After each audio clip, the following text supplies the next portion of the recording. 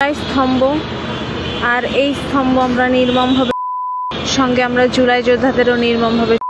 রাজশাহীর সিএনবি মোড়ে জুলাই স্মৃতিস্তম্ভের সামনে জুলাই আন্দোলন ও যোদ্ধাদের নিয়ে কটূক্তিমূলক ভিডিও ধারণ করে সামাজিক যোগাযোগ মাধ্যমে পোস্ট করার অভিযোগে এক তরুণীকে গ্রেপ্তার করেছে গোয়েন্দা পুলিশ।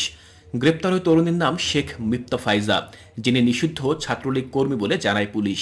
আমার কাছে এখন জুলাই স্তম্ভ। মঙ্গলবার বিকালে সন্ত্রাস বিরোধী আইনের মামলায় তাকে গ্রেপ্তার দেখিয়ে আদালতের মাধ্যমে কারাগারে পাঠানো হয়েছে বলে জানান রাজশাহী মহানগর পুলিশের মুখপাত্র ও অতিরিক্ত কমিশনার গাজীউর রহমান। এর আগে সোমবার রাতে গোদাগাড়ি উপজেলার পাগড়ি গোয়ালপাড়া এলাকা থেকে তাকে গ্রেপ্তার করা হয়। গ্রেপ্তার শেখ মিপ্তা ফাইজা নাটোর সদর উপজেলার দীঘাপাতিয়া এলাকার মোশাররফ হোসেন চপল শেখের মেয়ে। ফাইজা নিষিদ্ধ ছাত্রলীগ কর্মী বলে দাবি পুলিশের। গাজীউর রহমান বলেন, ফাইজার বিরুদ্ধে সন্ত্রাস বিরোধী আইনে নগরীর রাজপাড়া থানায় একটি মামলা করা হয়েছে। বিকালে তাকে আদালতে হাজির করে 5 দিনের রিমান্ড আবেদন করা হয়। আদালত তাকে কারাগারে পাঠানোর আদেশ দেয়, তবে রিমান্ড শুনানির দিন ধার্য হয়নি। সম্প্রতি ফাইজা জুলাই স্মৃতিস্তম্ভের সামনে দাঁড়িয়ে অশ্রাব্য ভাষায় গালিগালাজ ও কটূক্তিমূলক বক্তব্য দেন। এ সময় তিনি শেখ হাসিনার ছবি প্রদর্শন করে জয় বাংলা স্লোগান দেওয়ার ভিডিও ধারণ এবং পরে তা ফেসবুকে রিলস হিসেবে পোস্ট করেন। অল্প সময়ের মধ্যে ভিডিওটি ভাইরাল হলে জনমনে ক্ষোভের সৃষ্টি হয়।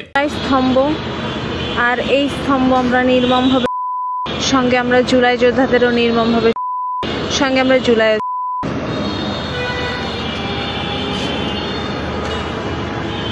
জয় বাংলা।